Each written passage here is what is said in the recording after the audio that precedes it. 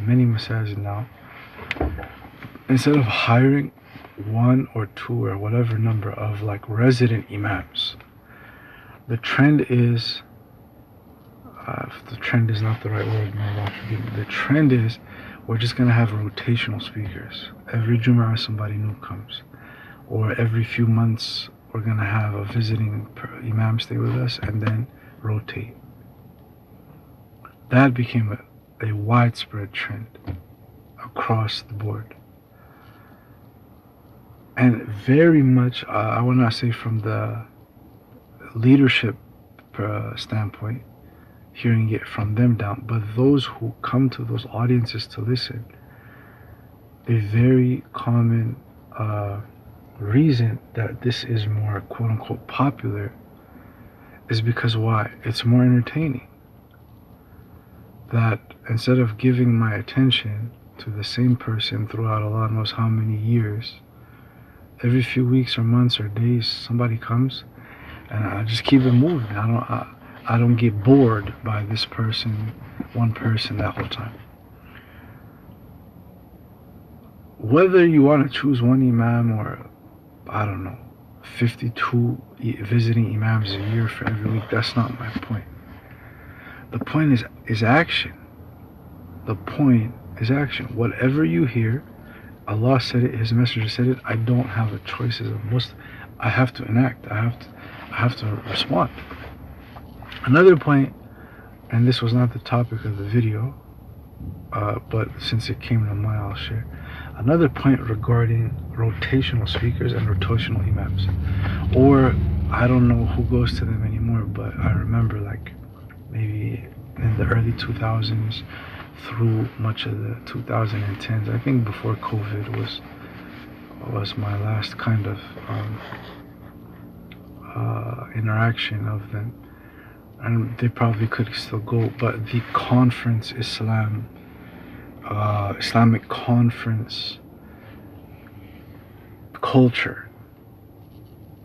So like every, I don't know how many months of the year, there's like a long weekend, there's a big conference, and everybody's hyped up for this conference. The energy spent, the amount of travel, the amount of money spent to go rent a hotel, a car, this, that, and go. Hopefully they're rewarded by Allah, but I'm just trying to show, look at the bigger picture.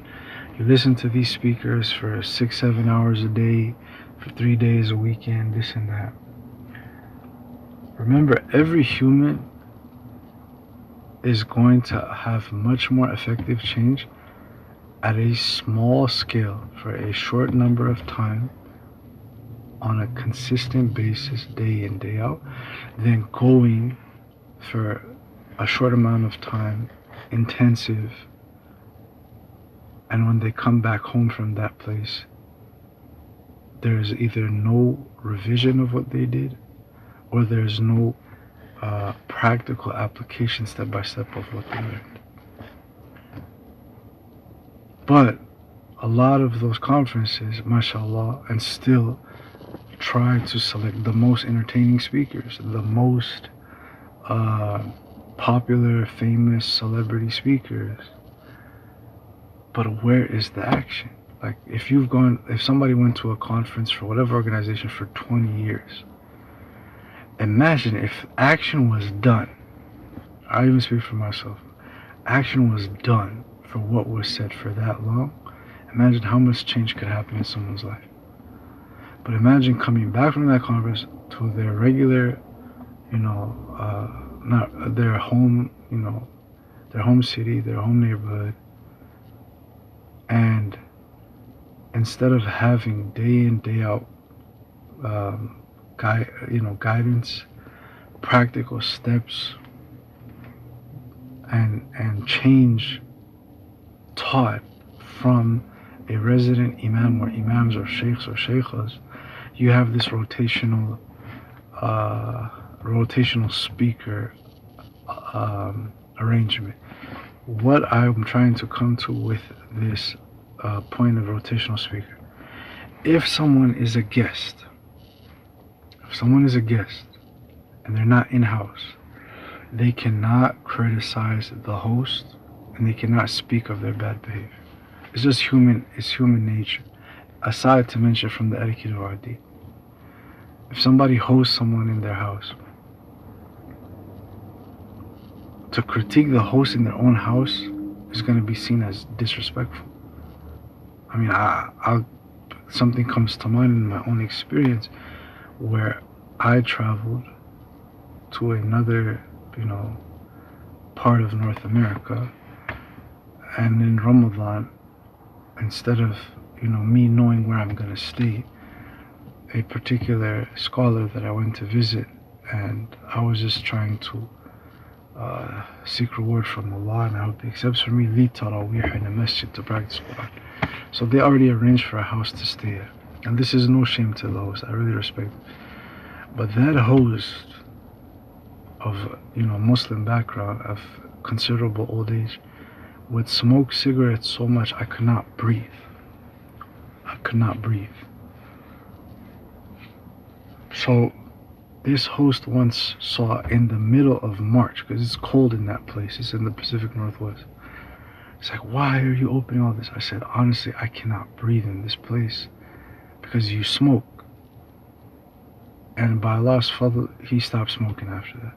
My point is, when you're a guest in someone's house, to speak of the host's bad behavior, even if it's prohibited in the Sharia, even if it's bad for health, is a no-no.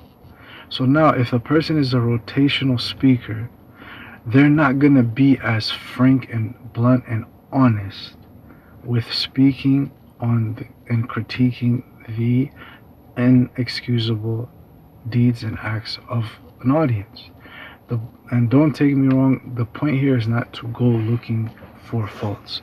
It is commonly known every human makes mistakes, and the Sharia did not just come with commandments of what to do in good.